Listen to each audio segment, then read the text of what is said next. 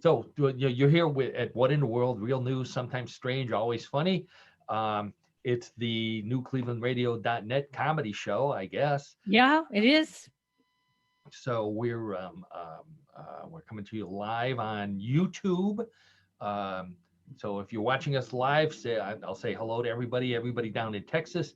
I want to say a special hello if she's watching to Anna. I didn't. I found out that Anna watches us regularly. So sometimes live, sometimes in the future. So if we're looking at you in the future, we're already older. Uh, let's see, we're on how many platforms are we on, Karen? We're on just Um, platforms everywhere. we're on platforms everywhere. And today I found out a new platform picked us up. If I can figure out what the name is, because it totally freaked me out because it said, "Welcome, New Cleveland Radio. Your shows are now being streamed on Verbal, VURBL." Is that one of those strange new podcasting platforms, Yep, I guess? it is. Yeah. Oh, maybe we're part of some conspiracy platform. What do you think? Oh, that scares me. No, oh, come on. Oh, Karen. Just go with the flow. I would. Just fun on you. Paul was just fun on you, Karen. That's Yeah. all. You're right. Yeah, that's right. That's right. So anyway, so we get together for our little get together here every week, where I pull together the strangest, funniest, weirdest news stories I can find from around the world, sometimes from beyond the world and to other planets, other galaxies. We always try to have fun. We have trivia. We have some weird sport. Oh, John's got a weird sport today, Karen. Get ready for this one. And I got plenty of photos to go along with it. So hopefully our photo display software works this week. Ooh, And yeah, so as I said, we're going to be talking about Bigfoot. We're going to be talking about it's Bigfoot hunting season in Oklahoma. That's where we're going to start. Let's see. We got a monolith. Oh, the new monoliths for 2021 are showing. So we're gonna. I have a picture of the new monolith from Sweden. The Scottish people are shooting haggis into space, which some people say is where it belongs. We'll find out. I have a new kind of cyborg made with a Venus Flytrap.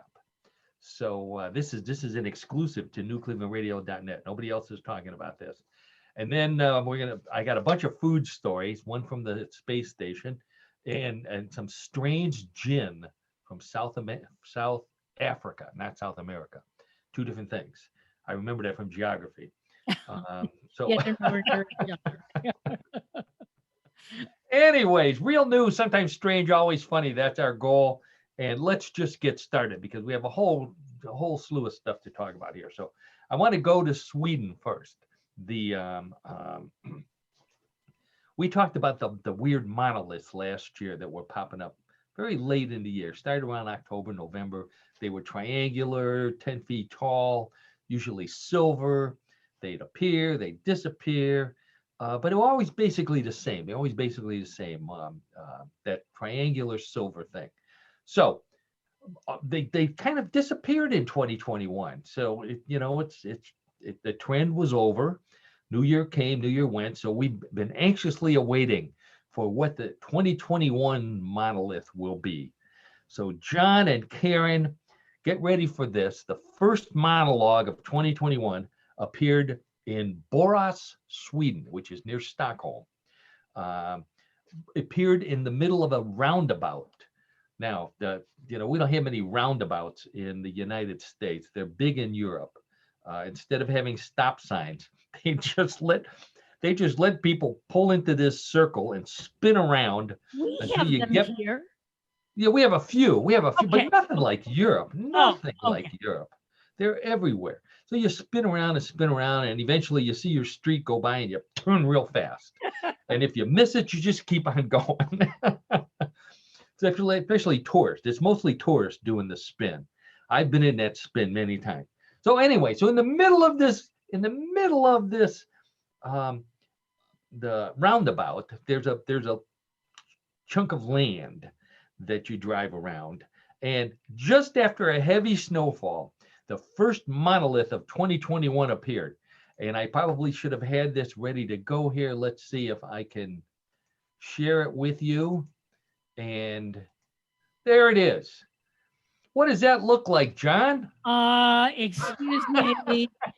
X-rated. You don't have to say what it looks like. I think we can all figure it out. It's obviously a phallic symbol. Isn't that a work of art? Wow.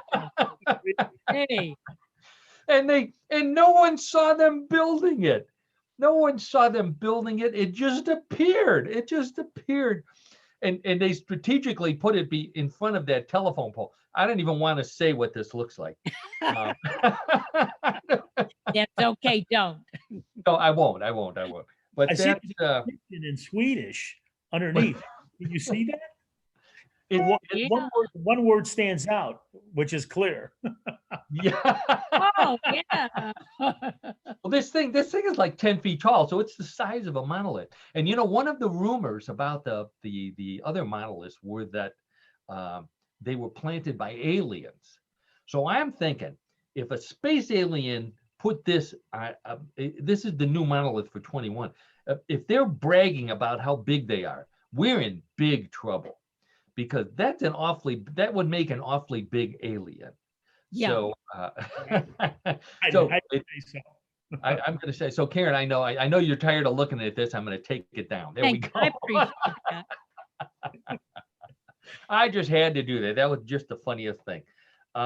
Okay, so going way back to the beginning of newclevelandradio.net, we've always talked about getting a part-time job, because we're none of us are making, we're not billionaires from working on What in the World.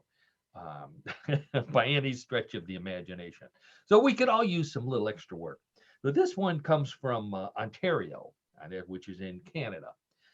Candy Funhouse, which would be a candy manufacturer, figure that one out, is offering $47 an hour. Now that's pretty good money for full-time candyologist. What does a candyologist do, you ask? They are taste testers. Oh, I love this job. I knew you would. I knew you would. John would love it. I would love it. We'd all love it. Yeah, sure. Wait a minute. This company makes 3,000 different kinds of candy: chocolate, hard candy, chewy, gooey, you name it. 3,000 of them. So they're looking for a number of both full-time and part-time, but I'd go full-time, $47 an hour. You can't beat that. This is the only other job in Canada where workers have less teeth than hockey goalies. So, I mean, that it appears they have a lot of caramel. So I'm not big on chewing caramels, and I have the missing crowns to prove it.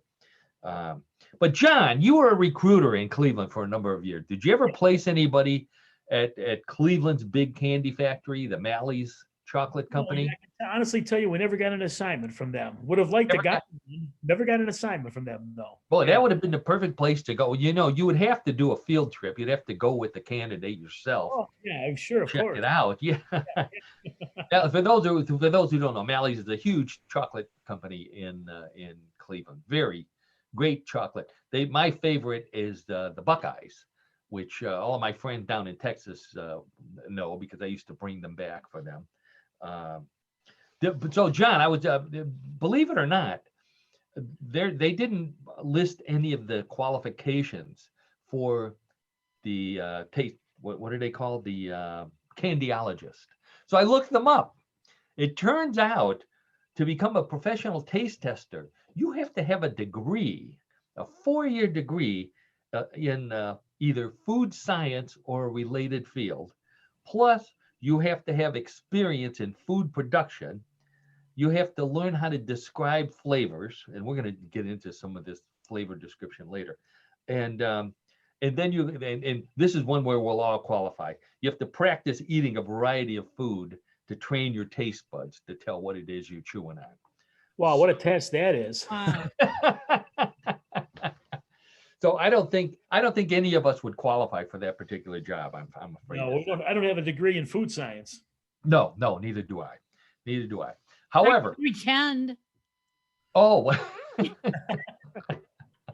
that all we need is somebody to forge us that degree, and we're in good Yeah. shape. So one taste that I would recognize is the taste of haggis, which is the famous Scottish dish made stuffing a sheep's stomach or intestine, I forget which, with all the stuff that you normally don't eat, like the kidneys and that, and cooking it up and putting barley and wheat and stuff in there, and a lot of spices, and I think it tastes really good. And I've said this many times that every culture has some sort of dish like haggis. So the Scottish are so proud of this dish that they celebrating Burns Night.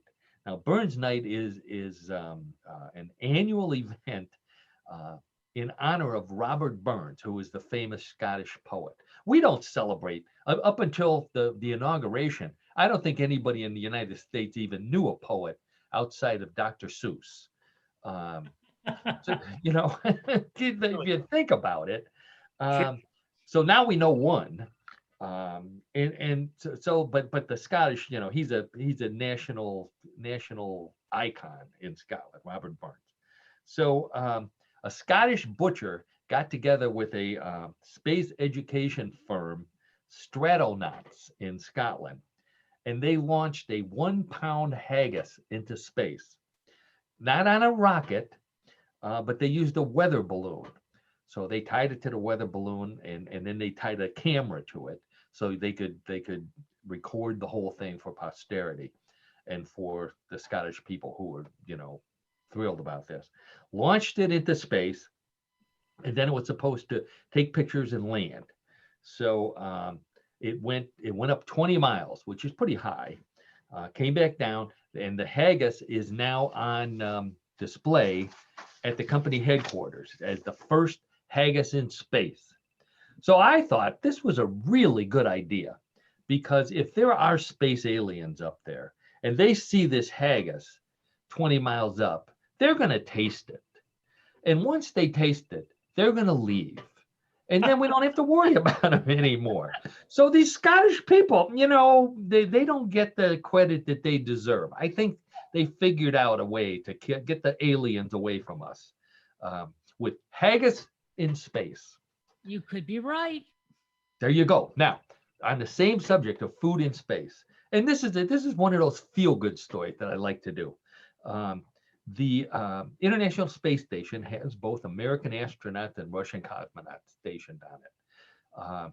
Each one gets their own supply ships on a periodic basis that brings them food. Unfortunately, the Russian supply ship has been delayed. So the Russians are low on food. In fact, they're almost out.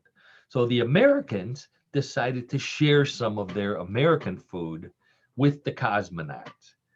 So, the cosmonauts are hungry, and you would think you're out in the middle of, you're in space, this is more than the middle of nowhere.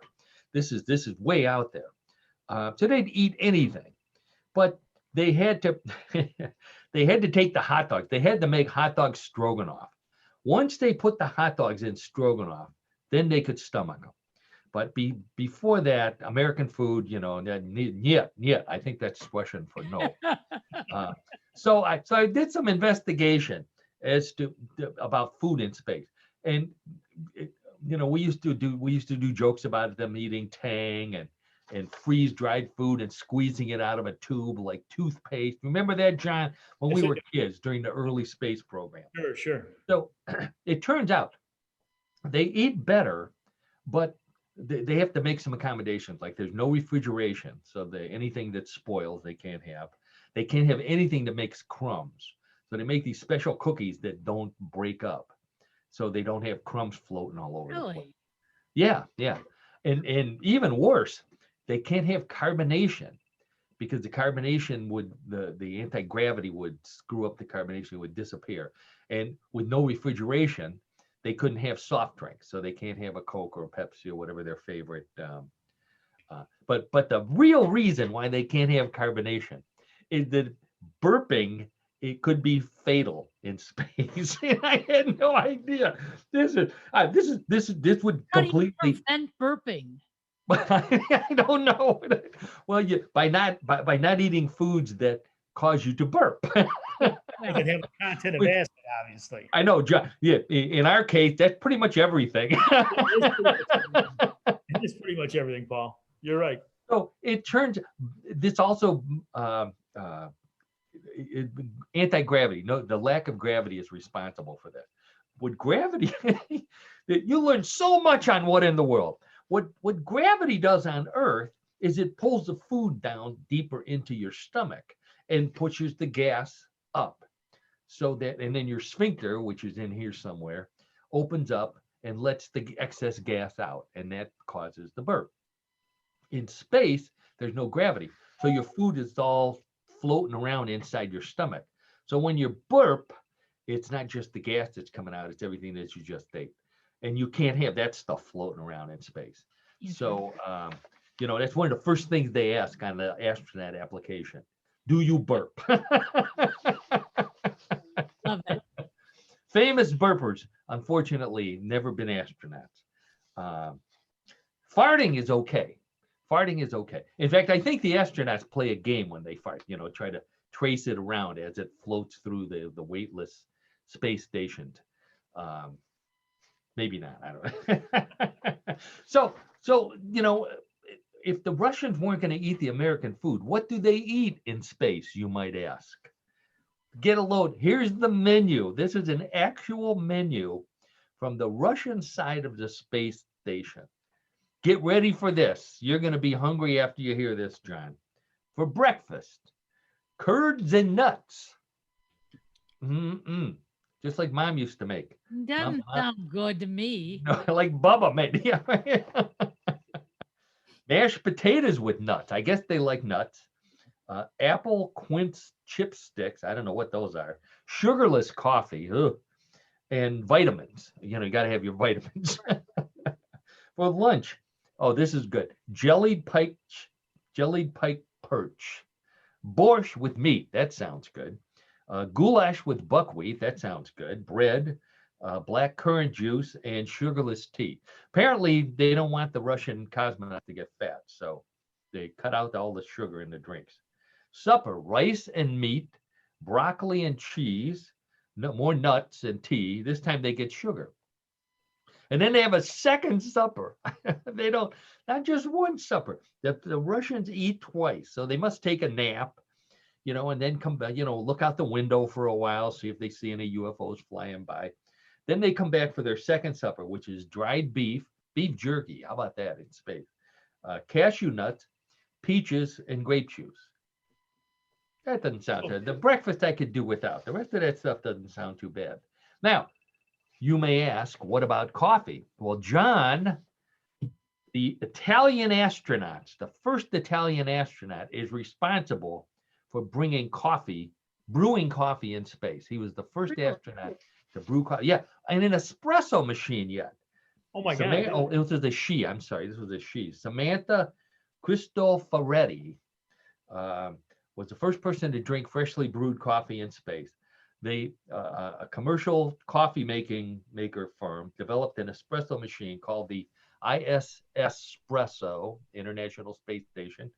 That also brewed other hot drinks like tea and hot chocolate and broth.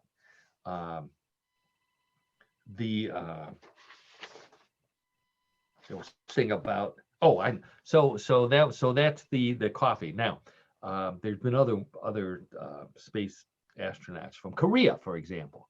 What's the national food of everybody's favorite food from Korea? Karen, I'll ask you that one. I've had it many times.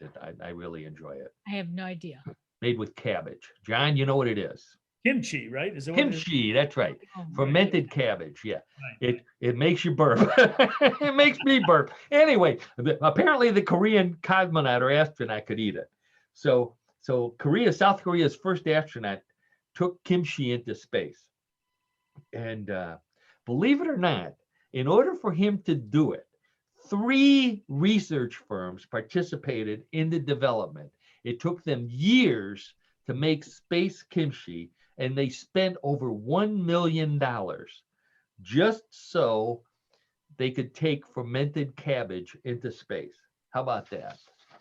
What a waste of money. Yeah, you would think they'd have that $1 million could be used for something else. Yeah, no kidding. Yeah, in Korea, there's got to be stuff they could spend it on there. Finally, my favorite, and this is the Swedish astronaut, Christer Fuglesang. Good Swedish name.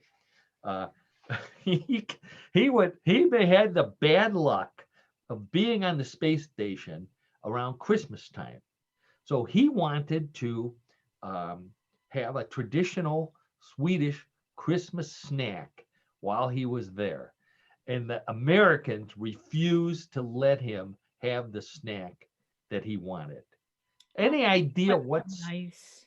what could possibly? Good one, Karen, good one. Very good guess, Karen. John, any ideas? What would have?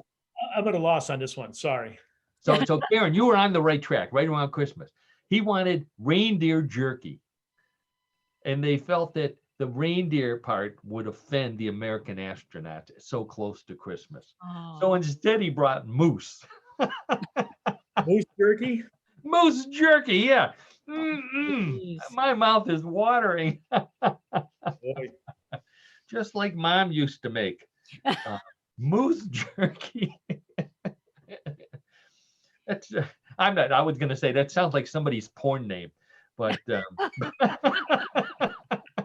Goes along with the first picture. Well, very good connection there. Thank you for that callback. Should I put it up again? No. Okay, so you need something to wash your moose jerky down with when you're up on the International Space Station. And as you know, we talked about this before, that some astronauts have snuck booze into space, and then recently there was a case of 12 bottles of wine that was sent up into space and what do you call aged, and they aged it and sent it back down without tasting it, which I find amazing to me. They probably had teeth marks on the bottles, Probably. astronauts that wanted to get into it. This hasn't gone into space yet, and it may not. Two former professors of biology in South Africa, once they left the collegiate field, the teaching field, they opened up a distillery, and they are making gin. Now, there's a lot of stuff you can make gin out of. I don't know if I would do this, but they are marketing the gin made from dried elephant dung. Oh. Can you believe that? That would make me more than burp. Yeah. I wouldn't even need to be weightless for that one. Dried, they apparently it's hand-picked. It's on the bottle, hand-picked. Because you wouldn't want it picked by a machine. Well, let me ask you this: how's it going over there? I mean, it's popular, John. It's popular. Wait a minute. Wait, it has one contest. Wait till you hear what the taste testers say. The dungologists, I think they're called.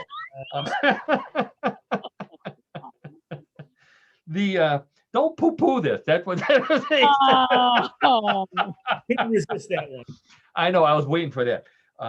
So here's what they said. The spirit, they call it a spirit, is said to be smooth and complex with earthy, grassy, woody flavors that change subtly with the seasons.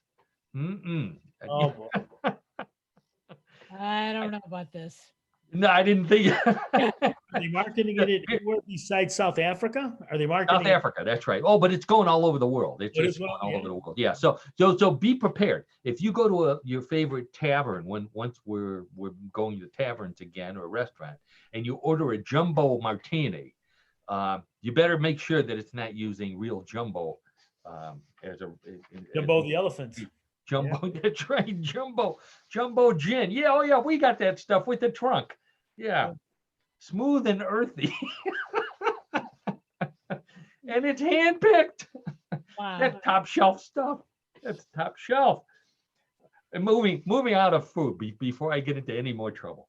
I have a video for this one. I have a picture. So this comes from let's see.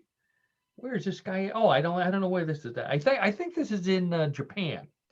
designer of safety equipment for motorcyclists, unveiled his latest invention, and it's jeans with airbags built into them. And this is a cool looking thing here. Let's see. So I should be able to bring that up here. There we go. So you can see the picture on the right has the leg opened. So when the motorcyclist is, I guess, close to being in an accident, that white thing is attached to the bike, and as the bike makes an unusual move, it pulls, and that inflates the bags inside the legs and protects your knees and your thighs and calves and whatever else. I think that, yeah, it goes all the way up the leg. So I'm very, very ingenious. And now I don't ride motorcycles, but if this would protect me from crashing into the coffee table, I'd get 2 pairs, you know. In fact, I can see a marketing opportunity here. If this same guy is smart, maybe he can make some shoes or some slippers to wear around the house with airbags in them, in case you stub your foot on the leg of that coffee table, which I've done. Yeah, I've done many times. Or maybe build it into a hat, you know, because I bumped my head. You know, I had the cupboard open and I went looking down and I get up too fast and bump my head. That would be a great thing to protect me from that. So, you know, you could end up with these airbags all over you. And at that point, you'll end up looking like this poor guy here. My God. Yeah. This is a do-it-yourself airbag suit. Wow. Yep. So, John, do you recognize that little character? I do not. Karen, how about you? Oh, it's a very famous person in Cleveland. This is famous person in Cleveland. Right after the holidays, in Christmas in Cleveland. There's a famous movie that plays over and over and over and over and over again. One station runs it 24 hours straight. It's not from Christmas Story, is it? From A Christmas Story. That's right. That's Ralphie's little brother. It's his brother? But the face, it looks like a female under all that. Yeah, no, that's a little boy. Randy. Okay. Randy. You look like a female to me also. Yeah. Yeah. Oh boy, he wouldn't like that. As a matter of fact, I met him a couple of times. Ian Petrella is his name. He came back to Cleveland to do some work at the house where they filmed it. A very nice guy. Very nice guy. He's an animator. That's how I ended up working doing it with him. So, anyway, that looks like if you remember, there were a couple of scenes in the movie where the poor Randy fell over and couldn't get up like a turtle. Yeah. Which you'd have to build in something into the suit in order to rescue you from situations like that. So anyway, that's I wanted to talk about the Venus Flytrap. So leading into another movie reference here. I'm going to leave this up for a minute here. So in this one comes from Singapore.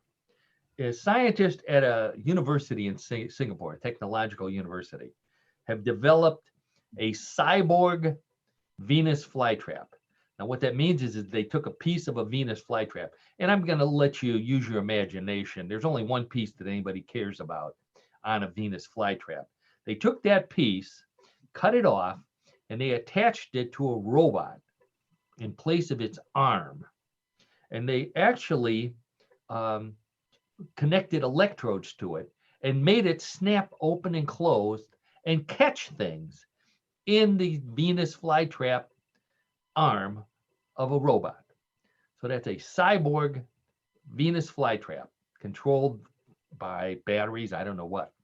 You know, this is if this thing suddenly starts saying, "Feed me, Seymour," you know, we're in big trouble. And this is why I believe, and I've said this before, scientists, especially the ones that do weird stuff like this, it should be required that once a week they watch a horror movie. You know, the guys that are messing with monkeys, they need to watch Planet of the Apes. The guys that are messing with Venus Flytrap, they need to watch Little Shop of Horrors, because that was a creature that ate stuff, and it was a little plant that ate stuff, and then it eventually became a giant thing that was killing people. And I believe I have a picture of there it is. Yeah, so Whoa. this is not what you want to be messing with, Right. because this is you mess with Venus Flytrap, you end up with this. Now that's a classic horror movie, 1960, made by Roger Corman, famous horror director. And there's a famous cameo in the movie of a young star who had not yet become famous.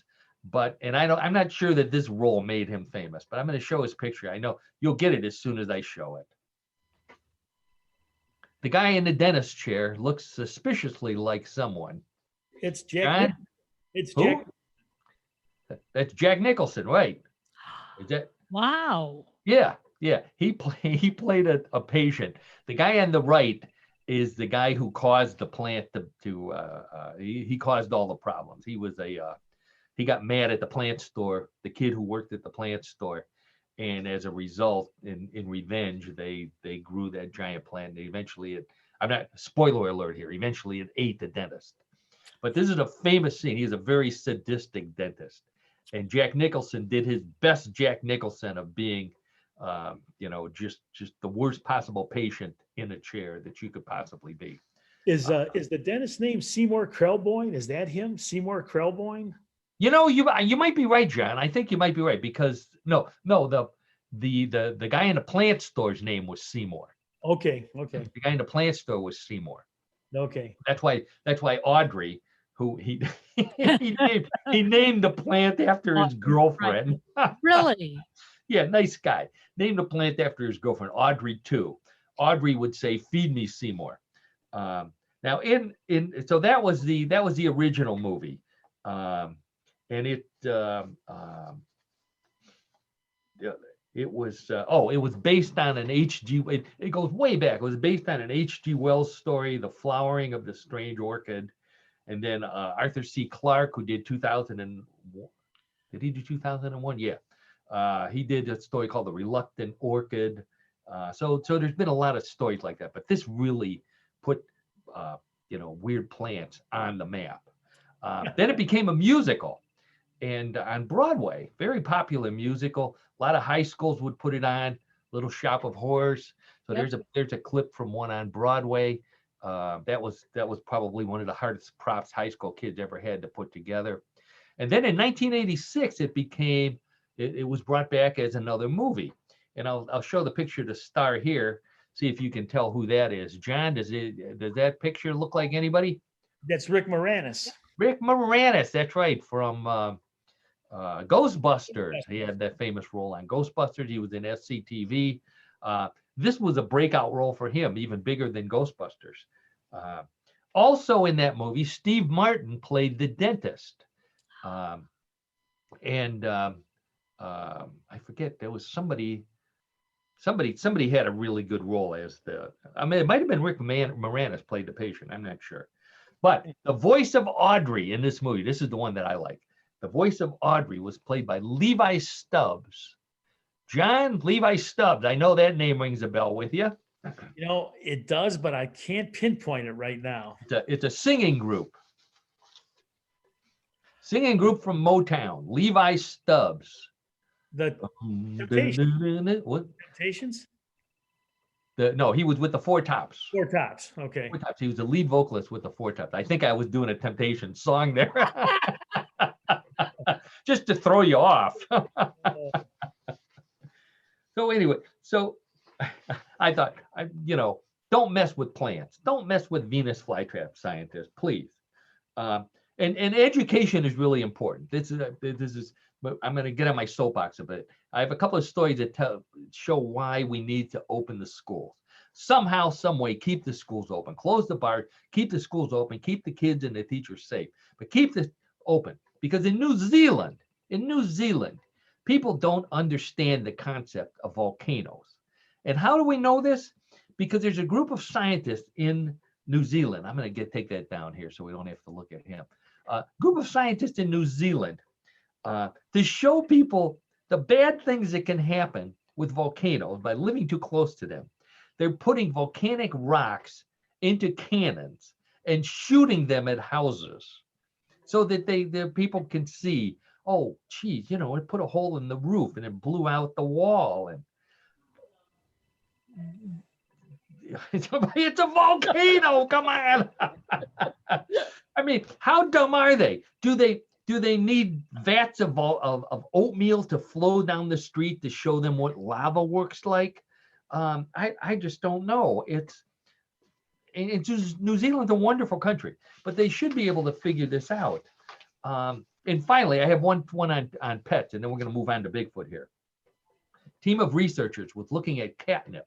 Now, everybody knows, you know, it's a standard thing. You give catnip to the cat, they get stoned. They also found, though, that the psychoactive ingredient in catnip is also wards off mosquitoes. So that's why cats roll in catnip, is to keep the mosquitoes away from them, which is a good idea, because a cat stoned on catnip would have a hard time, you know, chasing mosquitoes with that paw. You know, so that's my little acting there. Yeah. Yeah. So now I want to get to Bigfoot. This is the story that is taking the Bigfoot world by storm this week. So if you've ever thought about shooting Bigfoot, and I certainly have not, I'm not a hunter. John, I don't believe you're a hunter. I'm not a hunter, no. Karen, I know you never thought about shooting Bigfoot. No, absolutely not. I want to give him a hug. Yeah, there you go. That can be arranged. We'll work on that. So, but if you do want to shoot Bigfoot, the place to go is Oklahoma, where a politician by the name of Justin Humphrey has proposed a bill, House Bill 1648, to set up a Bigfoot hunting season in Oklahoma, complete with annual season dates, hunting licenses, and fees. So he's all set. If this bill passes, November 1st will be the opening of hunting season in Oklahoma. Now, you know, Oklahoma has a lot of Bigfoot, allegedly. In 2020, it was ranked number 9 in number of Bigfoot sightings per person. So that's a lot of Bigfoot. The highest concentration, you know, Bigfoot. Oklahoma looks like a pan. You got the handle over here and you got the pot over here. Well, the corner of the pot over here is where the highest concentration of Bigfoot sightings are in Oklahoma, which just so happens to be this politician's district. Okay, so there's a connection here, obviously. Okay, what could that connection possibly be? If the bill passes, all those fees for licenses and you know, people renting hotels and eating at the restaurants and going to the emergency room because they shot themselves trying to get Bigfoot would all be spent in his district. Okay, but he says that's not why he's doing it. Of course not. So before you think that this is unusual, it's not. It turns out the state directly to the south of Oklahoma, which is Texas, it's already legal to hunt for Bigfoot in Texas. What a shock. In Texas, of all places. But it turned they made a declaration, Texas Parks and Wildlife, in 2012, the law enforcement division, the Wildlife Commission has to have a law enforcement division. Confirmed, Bigfoot is always in season in Texas, and there's no limit to how many you can shoot. Whoa. So not only can you hunt them in Texas, you can bring home as many as you want. It's big. You know, that's why you have such a big pickup truck, so you can line up your Bigfoot, tie them to the hood, and drive home. It's called Bigfoot, not Big Feet. Yeah, the plural of Bigfoot is Bigfoot, not big feet. Yeah. Oh, okay. Learn something every time you watch the show. Yeah. Oh, you would think then. You No. would think. I lived in Texas for almost 30 years. I never heard of anybody shooting a Bigfoot. Just let me throw that in there. So What this has caused a huge uproar in Oklahoma. Huge uproar. And so they had to drag this guy in front of the cameras and answer questions, but they had to do a press conference. So he says a lot of people believe in Bigfoot, a lot of people don't believe in Bigfoot. Problem is, both people from both of those groups don't want you to shoot Bigfoot. They want to go look at them or catch them, not shoot them. And then he says, tourism's a big factor, big money maker in Oklahoma. But he sees this as a great way to have fun. That's what he says. He wants to have fun. And he says that people don't actually want to kill Bigfoot. Well, if they don't want to kill Bigfoot, why are you having a Bigfoot hunting season?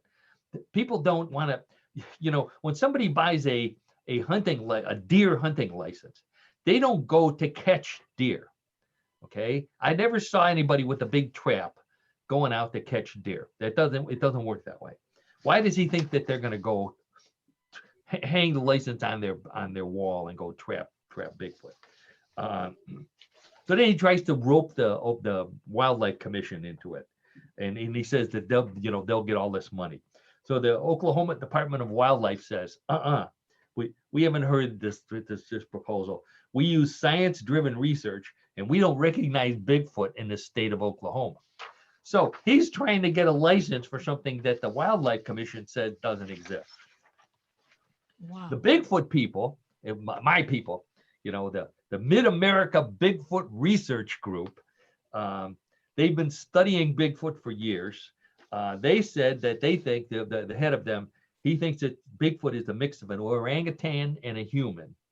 He's personally had 26 encounters with Bigfoot in Oklahoma. Now, I'd show you a picture, but there aren't any. I was going to say that with all this big interest in Bigfoot now, don't you think that a hunter could be able to take a photo so we'd have a crystal clear picture of what one looks like, Paul? You would think.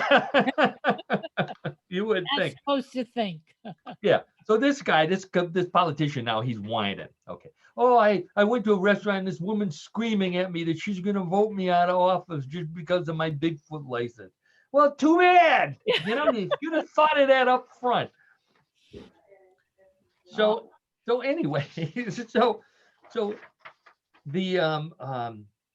so in response to this, this just keeps going on and on. An organization called the Wild Heart Ranch Nonprofit Wildlife Sanctuary said if this passes, they will offer any needed medical treatment for the Bigfoot victims of poor shots, lazy tracking, or any trapping injuries. So they will treat Bigfoot for free if it gets wounded but not killed while they're hunting it. They will also hope they get a picture. Yeah. Oh. They will also provide rehabilitation for injured Bigfoot. Like you bring a rabbit to the vet and he puts a little splint on it and says, okay, here's what you need to do. They'll do the same thing for Bigfoot, which is good for Bigfoot because, they can't get insurance and you can't get pet insurance on yourself. That they won't let you do that. But I do have a picture for you, John. And then we'll switch over to sports here. This one comes from Eureka, California. This just to show you that there's good people around. So in Eureka in September was an actual Bigfoot sighting, and I have a photo which I'll show you in a second. So it was in a park called Sequoia Park, and it was on a platform, 50 feet up in a tree. They saw a Bigfoot sitting there. This guy and his son are walking through this park. The park is they weren't supposed to be there. It was a closed zoo where they're building one of these walkways that you have in the trees so you can see what it's like to live up in the trees. Yeah. Okay. So what they see, they go up in the tree, or they're on the ground, and they see this thing up in the tree on the platform. So there, John, is an actual picture of a Bigfoot. Now, wait. Looks like wood carving. No. They Wait a minute, claim it was moving, Karen. carving. That doesn't look like a living creature. No. Well, what does it look like? Hey, if it's not Sparkly. anything else, it must be Bigfoot. That's the rule. Oh my God. Doesn't look like a bear. Doesn't look like a person. They claim it was moving. It's in a tree. Must be Bigfoot. So Okay. so this thing hits I didn't even, I agree with you. It looks pretty bad. I didn't even bother covering it for Mysterious Universe because it's a terrible photo. Some other sources picked it up and people went crazy. So they wanted to go to this park. So the city of Eureka had to issue a statement saying, do not come to Eureka to see the Bigfoot. We have no Bigfoot. An official statement that they had to make and release it around the country. Don't come to Eureka. We don't have any Bigfoot. Even so, you can see the picture right there. So It's Paul. I'm sorry. I know. So it sounds like a cool park. They're building this thing 50 feet up in the air. It's a couple 100 feet long. You walk through the redwoods suspended in the trees. But it's dangerous. So they had the EPA in there. They have all kind of people doing tests. They don't want tourists, especially people who might have COVID, messing around in the park while they're trying to get this thing to pass all the inspection. Oh. So it makes sense. Now, but what if there really is a Bigfoot there and they're just, Eureka knows that it was a Bigfoot and they're just trying to cover it up so that there's a big announcement once they open up the park and everybody can come in and Bigfoot, they'll what's go, here? yeah, look what's here. You'll all say, Eureka, it's the Bigfoot. You're good today. Really. I know. So that story just dominated the Bigfoot news this week. Unbelievable. It's just, what on earth are they thinking? But John, I agree with you. Karen, I agree with you. That doesn't look like a Bigfoot at all. I have no idea what that is.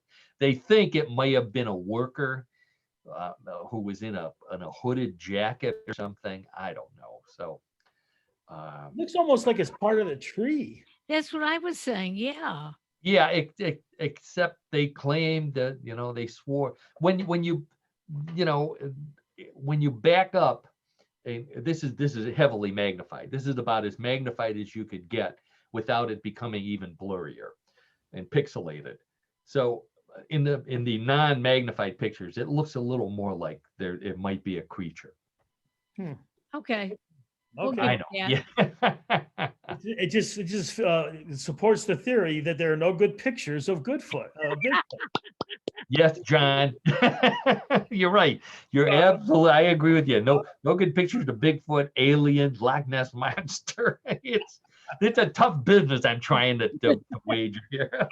Okay, So anyway, sports is much better than that. And I always ask John, we're always looking for a sport that we can participate in together once the virus is over.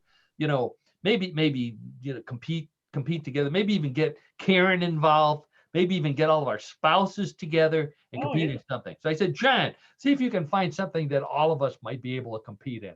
And John found a sport that we can all compete in. So I'm going to turn it over to you, John, and I'll let you talk about it. Thanks, Paul. Okay, so here it is. So believe it or not, the sport this week is Outhouse Racing. Let me say again, Outhouse Racing. Oh my God. To that point, it's often said that second place is the first loser in competition. But at the Outhouse races in Anchorage, Alaska, no one wants to be number 2. Oh. I was dying to say that. So anyway. Here you were. So since 2006, teams have descended upon downtown Anchorage to compete in the annual race hosted by the University of Alaska at Anchorage's Architecture and Engineering Club. Although similar races exist throughout the world, This one is considered the world's largest and started as a fundraiser for Habitat for Humanity.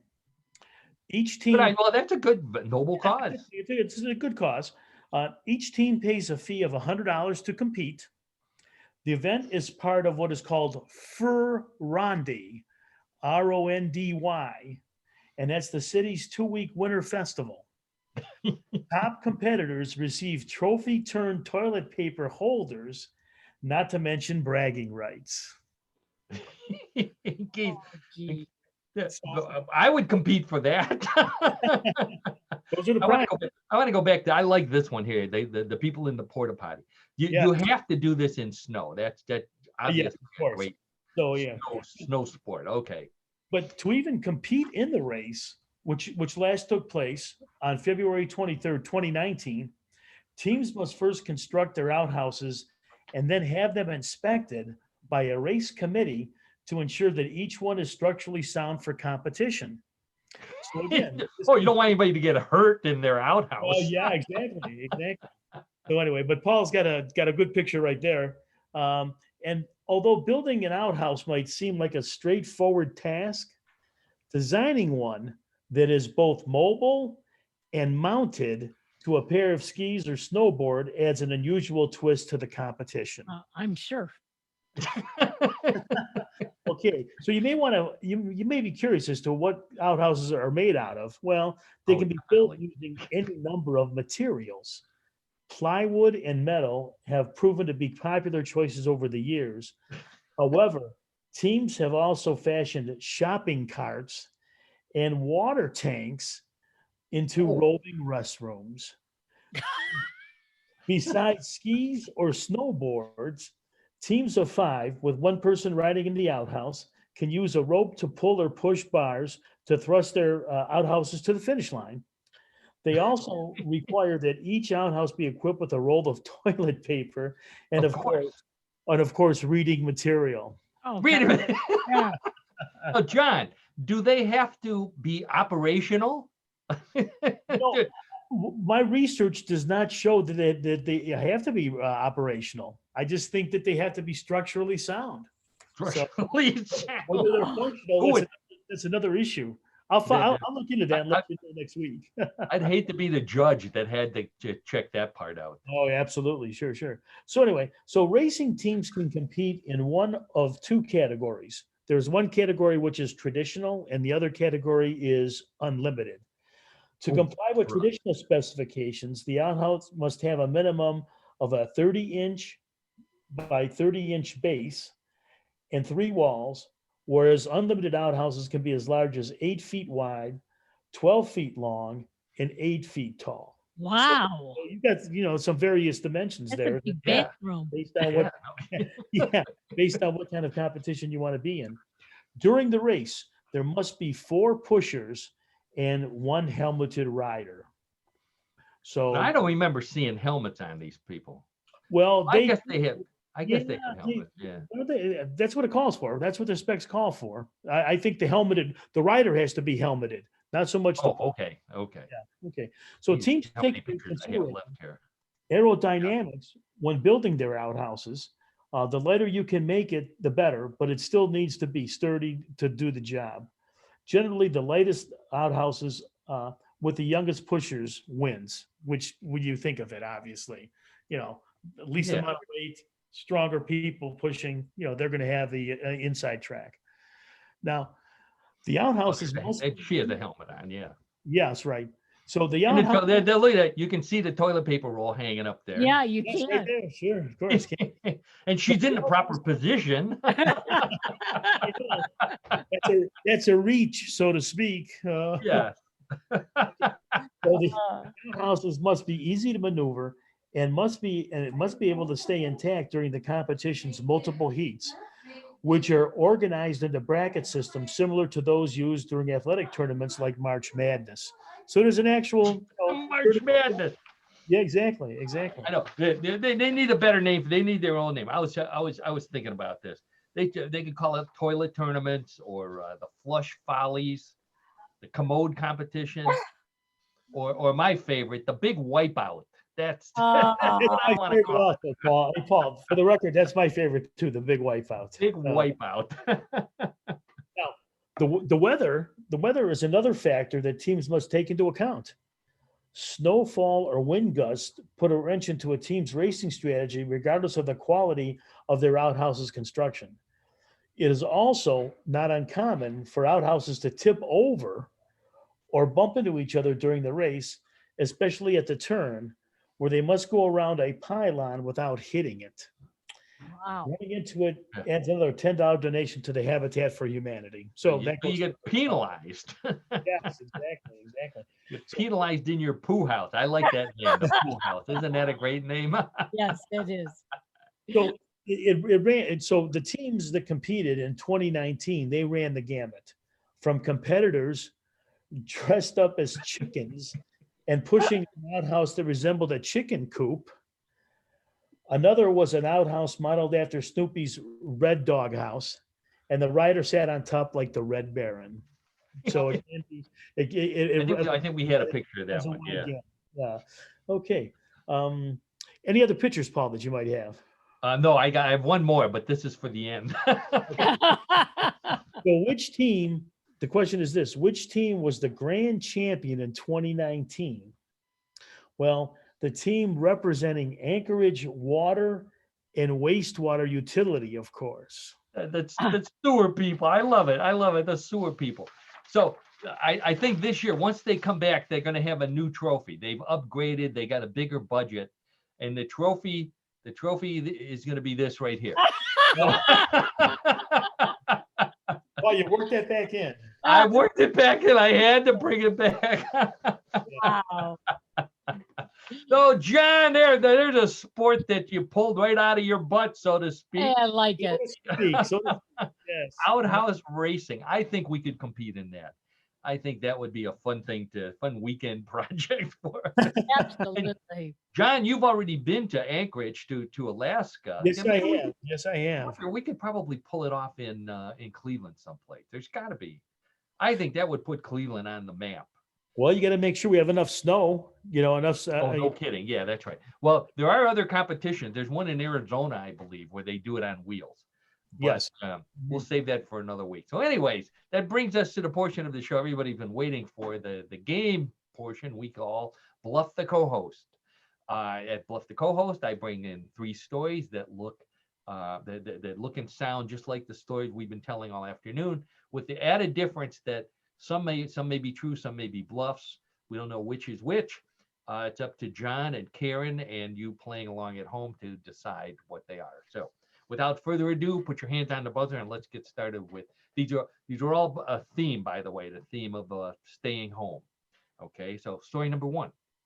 4 years before the pandemic forced musicians to play with their bands by sitting at home and using Zoom, the Paul O'Sullivan Band formed with its 4 members living in the US, England, and the Netherlands, with one additional unique twist. All 4 band members are named Paul O'Sullivan. Paul O'Sullivan found them on Facebook and got the idea for the band after noting that they all posted photos of each other with musical instruments. Paul plays the guitar and sings. Paul plays the ukulele and sings. Paul plays bass. And Paul plays drums. While they've never met in person, they've recorded an album. Unfortunately, they probably won't do a concert tour because they can't agree on whose name should be first on the marquee. So, the Paul O'Sullivan Band, featuring 4 guys named Paul O'Sullivan that have never met but have recorded an album on the internet. What do you say, Karen? Real or bluff? I'm going to go with bluff. Don't know why, just doesn't feel right. It's one of those days, isn't it? Yes, it is. You want to win the trophy, I know. I do. John, what do you say? Real or bluff? The Paul O'Sullivan Band. I'm going to say it's real. John says it's real. John would probably go to see him. Yes. Well, John, they're not going to tour, but they are real. So you're ahead 1-0. How about that, Karen? Like not a bluff. Okay. Wow. Well, let's get right to it here with story number 2. Another stay at home. A man in Texas stayed stuck at home during the pandemic with a lot of time on his hands had decided to build his own Oscar Meyer Wienermobile with an added twist. Instead of making it look like one giant hot dog, he's covering his old Cadillac Eldorado with real hot dogs, from the hood ornament all the way to the taillights. Fortunately, he has plenty of hot dogs stashed in his freezer for the pandemic, and an industrial strength glue gun he bought for his now ex-wife's annoying macaroni art projects. He shrink wraps the hot dogs to keep them fresh until he can contact the Guinness World Records people, Road and Track magazine, and Oscar Meyer in case they're looking for a backup. Okay, so the man in Texas who's building his own Oscar Meyer Wienermobile using real wieners. John, real or bluff? Well, This let is me tell you Texas we're talking about here. Well, let me tell you something here. I hope and pray that it's not real. I'm going to say it. Makes you hungry. So John says it's a bluff. Karen, how about you? Real or bluff? It better be a bluff because it's gonna stink.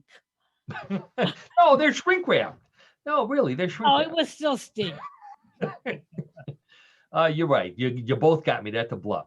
Inspired by a real parade in Houston, Texas. It's been going on for decades, called the Art Car Parade, where people actually do that. They glue stuff to their cars. It's the coolest, absolutely coolest thing you'll ever want to But see. they don't glue food to their car. Food, yeah. Oh, yeah, like macaroni. Oh, Oh, yeah. Okay. Yeah. Yeah, dried food. Moose jerky. Got